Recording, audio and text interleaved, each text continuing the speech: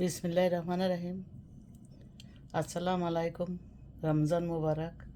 আজ ইফতারের জন্য এই কলা দিয়ে একটা রেসিপি তৈরি করব। এই কলা উপরে কালো দেখলে মনে করবেন না যে এটা ভিতরে পচে গেছে, এটা ভিতরে ভালো। দেখেন,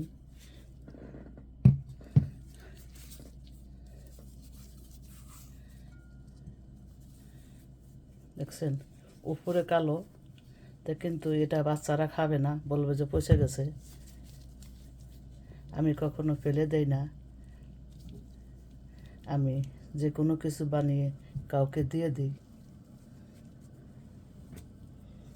আর একটা কথা মনে রাখবেন, আমি মিথ্যা বলি না, যেটা সত্য সেটাই বলবো। এভাবে আমি কলাটা মেশ করে নেব, এটা তাড়াতাড়ি হয়। দ্বিতীয়টা এভাবে মিক্স করব। ম্যাশ বলেন আর মিক্স করেন একই কথা।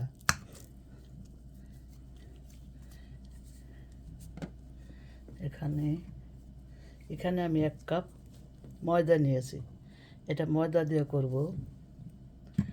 ওইটা আমি এরকম করে নেব, আর একটু লবণ দেব।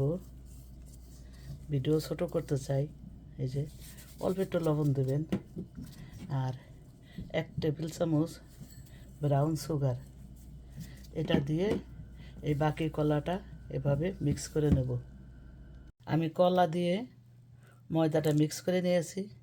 1 টেবিল চামচ পানি দিছি, দেখেন এখনও পানিটা মিক্স করি নাই, ওই অল্প একটু পানি দিছি। কারণ এই কলায় ময়দায় ঠিক মতন হয়েছিল, এখন তো টাইম নাই, এটা রেখে দিলে আর পানি লাগতো না।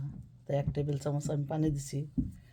আর এই হাফ চামচ বেকিং পাউডার দিলাম, আর হাফ চামচেরও কম ইনো দিলাম। এখন দুইটা একসাথে ভালো করে মিক্স করব।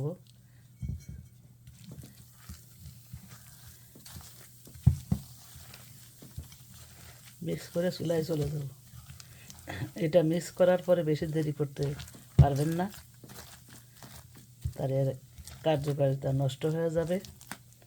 আপনারা যদি বেশি মিষ্টি খান বেশি দিবেন, কারণ কলাতে এমনি মিষ্টি।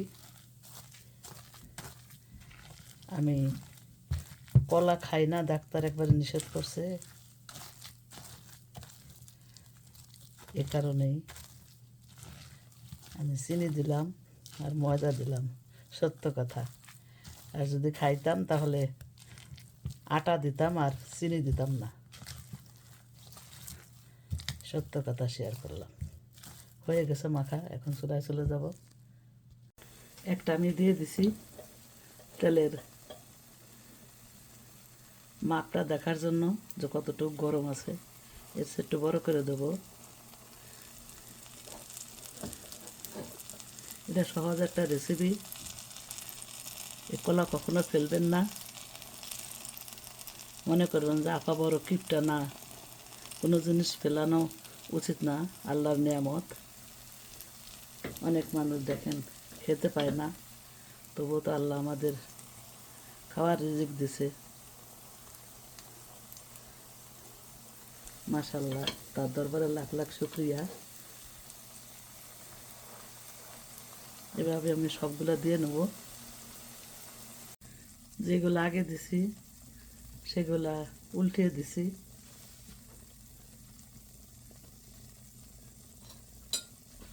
কারণ পরেরগুলো এখনো উল্টাই নাই। জালটাও কমিয়ে দিছি। প্রথমে জালটা একটু বাড়িয়ে দিবেন, তারপরে পিঠাটা দেওয়ার পরে যখন ফুলে উঠবে তখন জালটা কমিয়ে দেবেন। প্রথমে যদি কমিয়ে দেন তাহলে কিন্তু পিঠা ভালো হবে না। এভাবে আমি এখন জালটা একটু বাড়িয়ে দেব, কারণ কমিয়ে রাখলে এর ভেতর তেল ঢুকবে। এভাবে আমি, দেখছেন তো কত কম তেল। এভাবে আমি সব পিঠাগুলো ভেজে নেব। পিঠাটা আমার ভাজা হয়ে গেছে, এখন উঠিয়ে নেব। তো লাল লাল করে ভেজে নিয়েছি। যখন নামাবেন তখন চুলার জাল বাড়িয়ে রাখবেন, তাহলে আর তেল ঢুকতে পারবে না। এটা সবার পরে দিছি, তো এটা হয় নাই মনে হয়। আর এক পিঠ উল্টে দিলাম। এইভাবে আমি সব পিঠাগুলো ভেজে নেব।